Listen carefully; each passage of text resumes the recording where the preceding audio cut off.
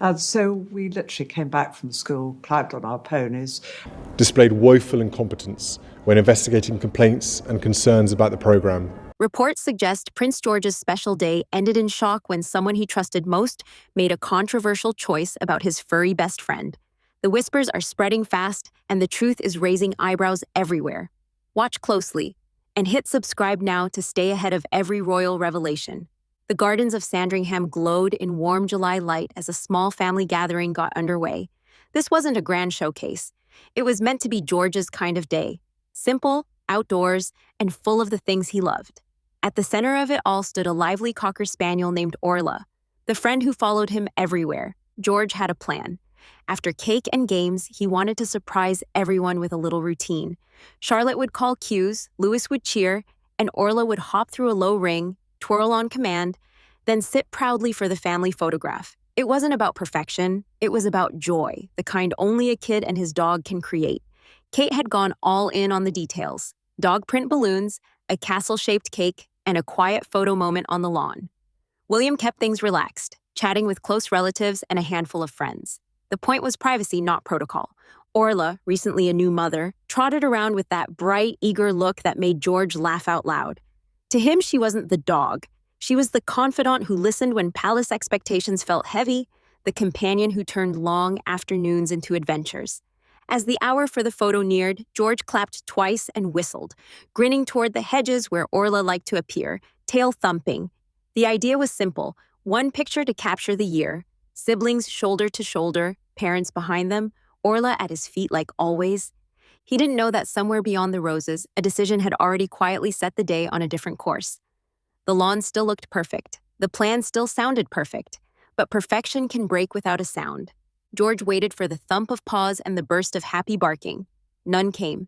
He shaded his eyes, scanning the path. The moment stretched, and with it, a feeling he couldn't yet name began to move through the afternoon like a shadow. Somewhere, a missing heartbeat turned celebration into something colder, suddenly. Camilla arrived later than the others, her car rolling to a stop at the gate with its usual elegance. She stepped out in pale silk, her smile polite but distant, surveying the garden as though measuring it against some unseen standard.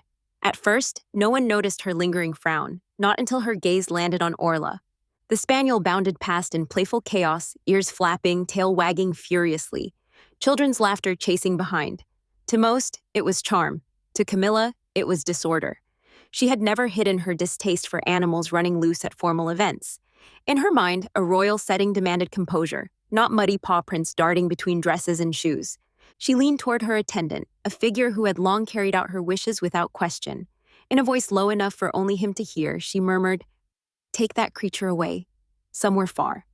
This is no place for pets." Her tone carried the authority of someone used to being obeyed. The aide hesitated only briefly. Then, with discreet efficiency, he coaxed Orla toward the side gate. First, the dog wagged happily, expecting another game. But moments later, she was guided into a waiting car. The door closed. The vehicle moved away down a country road, leaving no trace behind. Camilla returned to the lawn, lifting her glass toward George as though nothing had shifted. To her, she had restored order. To everyone else, the day still looked untouched. Balloons bobbed, children laughed, and the adults mingled. But the act had already set in motion what no toast or photograph could repair. It was small, almost invisible in the moment, yet its weight would fall hardest on the one who loved most deeply. George, preparing for his photo, and for Orla's big trick, still had no idea his partner was gone. For him, the surprise was minutes away. For the family, the storm was already building, silent, invisible, and impossible to stop once it broke. The garden buzzed with laughter as the birthday games carried on.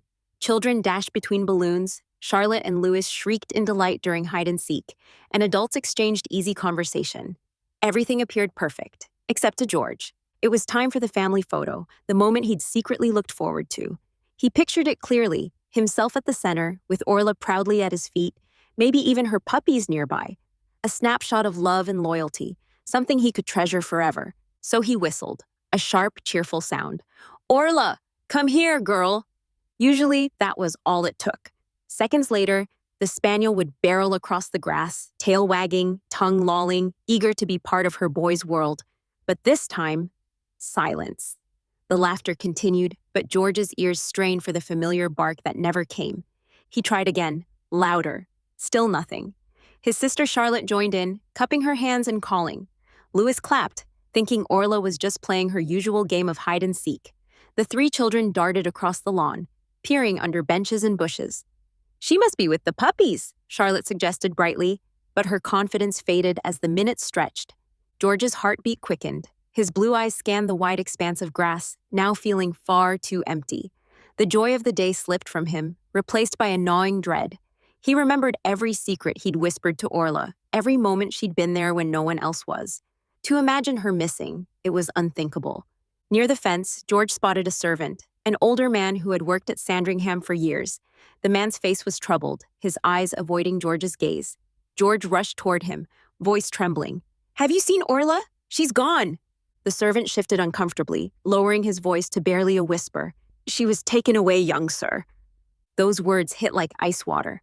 George froze, disbelief mixing with rising fury. Taken? On his birthday? By who? He clenched his fists, his throat tightening as he demanded answers. But the man looked away, his silence saying more than words ever could. For George, the party was over. Something inside him cracked. This wasn't just about a missing dog. It was about betrayal. Kate was arranging fresh flowers for the long banquet table when she noticed George rushing toward her, his face pale and eyes brimming with unshed tears. He clutched her arm tightly, his voice trembling. "Mom, Orla's gone. Someone took her. She's not here." Her heart clenched instantly. A mother always knows when something is wrong, and in George's tone, Kate heard more than panic. She heard heartbreak. She knelt beside him, brushing his golden hair from his face, her voice soothing but firm. "Tell me exactly what happened, darling." George recounted everything. The whistling, the frantic search, the servant's confession. Each word was a dagger.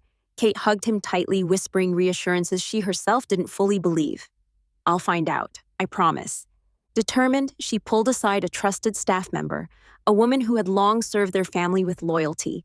Once they were alone inside the house, Kate's warm composure melted into steel. Her voice cut sharp. "Tell me where Orla is. I don't want excuses. I want the truth." The woman hesitated, her eyes darting nervously. Under Kate's unwavering gaze, she finally broke. "Your Highness."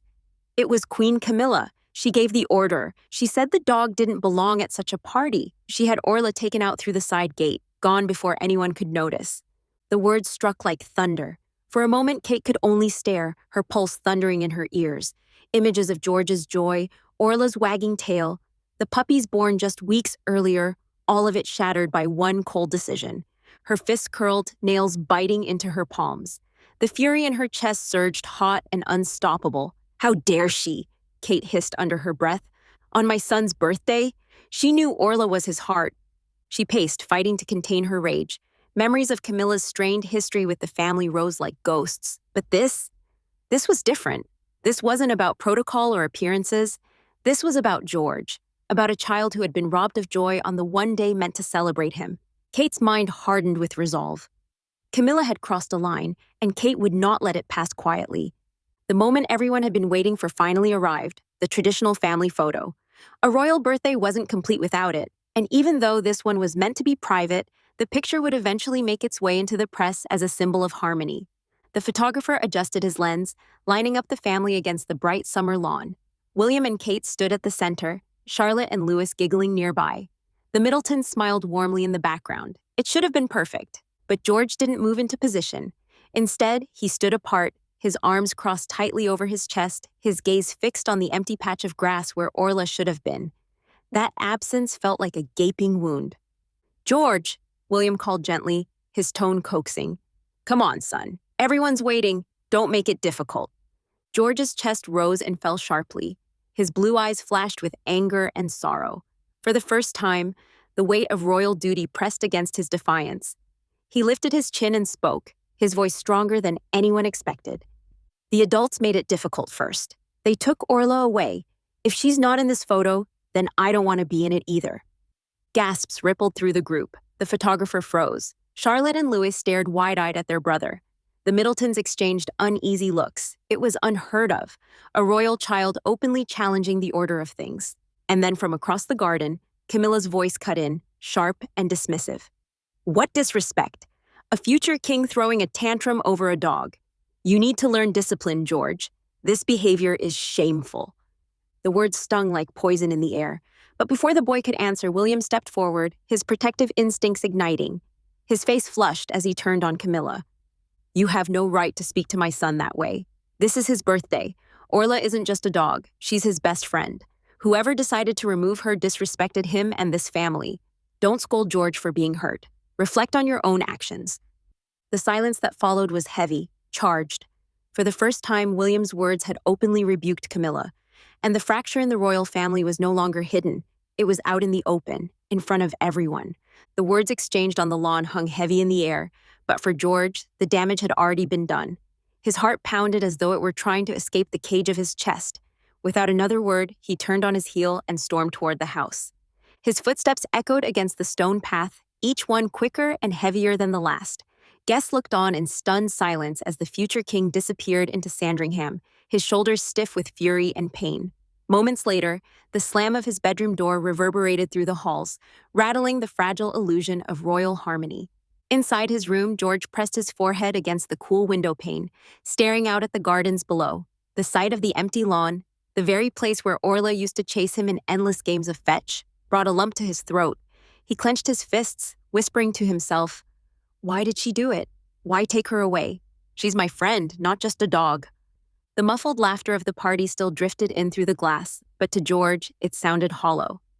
The cake Kate had decorated with tiny sugar paw prints, the balloons covered in cheerful dog motifs. Suddenly, all of it felt cruel, like reminders of what he had lost. Downstairs, Kate and William stood together, exchanging worried glances.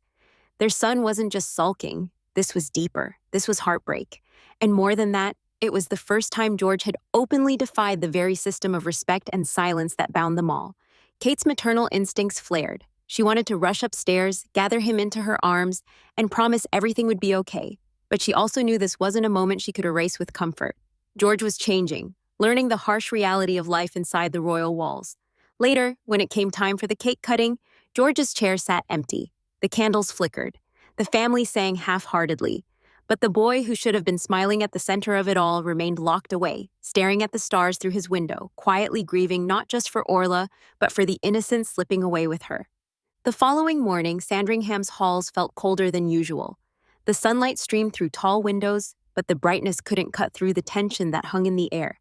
Kate, who had spent much of the night awake, her mind racing with the memory of George's tears, knew she couldn't let the matter slide. Her heels clicked sharply against the polished wooden floor as she strode toward the East Wing tea room, where she knew Camilla had settled for her morning routine. Kate's hands trembled slightly, not from fear, but from the sheer fury she was forcing herself to keep contained. Inside the tea room, Camilla sat with her aides, casually discussing upcoming engagements, her cup of Earl Grey steaming beside her. She looked every bit the queen consort, composed, polished, untouchable. But that image shattered the moment Kate pushed open the door without knocking. "Camilla," Kate said firmly, her voice slicing through the air like a blade. "We need to talk." The aides scrambled out, sensing the storm about to erupt. The ticking clock filled the silence as the two women locked eyes. "You ordered Orla taken away," Kate accused, her tone sharp yet controlled. "Without asking me. Without asking William. Without even considering George. This was his birthday. His happiness, and you turned it into pain." Camilla raised an eyebrow, her lips curling into a faint smile that didn't reach her eyes. "I acted as queen consort," she replied smoothly. "That dog was disrupting order. Royal occasions demand dignity, children running wild with animals. It's hardly the image we want." Kate stepped forward, fists clenched at her sides. "This wasn't a state ceremony. It was my son's birthday. You weren't there to manage an image. You were a guest. And as a guest, you had no right to take away what matters most to him." The air thickened. For the first time, Camilla's composure faltered. Kate's voice grew softer, but each word carried weight. "You hurt my child, and I will never forgive that." With that, Kate turned sharply on her heel, leaving Camilla in stunned silence. The battle lines within the royal family had been drawn, and nothing would ever be the same again. Later that same day, the storm spread beyond the tea room. King Charles sat alone in his study, a place usually reserved for quiet reflection and paperwork. But this time, his mind was far from calm. He had witnessed George's outburst, Kate's fury, and the uneasy silence that followed. The memory of his grandson's trembling voice still echoed in his head, and it weighed heavier than any state document. When William entered, his face stern and voice deliberate, Charles knew a confrontation was inevitable. "Father," William began, "we can't ignore what happened yesterday. George is devastated, Kate is furious, and this family is unraveling because of one decision." Charles set his pen down, his eyes narrowing. "I saw it all. Camilla's choice was unfortunate." He paused, then sighed. "But as king, I must balance more than emotions." William leaned forward, his tone sharpening. "This isn't just emotion. Orla wasn't just a pet to George. She was his safe space. Camilla didn't just remove a dog. She ripped away his comfort. Do you really want your grandson to remember his 12th birthday as the day he lost what he loved most?" The words stung. Charles called for Camilla to join them. When she entered, her poise remained, though her eyes carried a flicker of unease. She sat opposite her husband, ready for another debate. "Why did you do it?" Charles asked plainly. "Why remove Orla?" Camilla's voice was steady, defensive. "Because chaos has no place in royal gatherings. That animal was running wild, and it looked disgraceful. I protected the family's image." Charles's face darkened, his voice rising. "No, Camilla, you damaged it. A dog does not tarnish the crown, but a queen who shows no compassion might. You hurt George. You humiliated William and Kate. And you forced me to watch my family fracture because of your pride." The silence that followed was crushing. Camilla's lips parted as if to respond, but she said nothing. For the first time, Charles's loyalty seemed to waver. Not toward his wife, but toward his son and grandson. The monarchy's cracks were widening, and everyone in the room knew it. The fallout didn't stay behind Sandringham's walls. Within hours, whispers from guests at the party began to circulate. By the next morning, those whispers had turned into headlines splashed across British tabloids. "Insensitive move shatters Prince George's birthday." "Camilla crosses a line with young heir." The media needed no extra fuel. A short clip, only 30 seconds long, leaked online.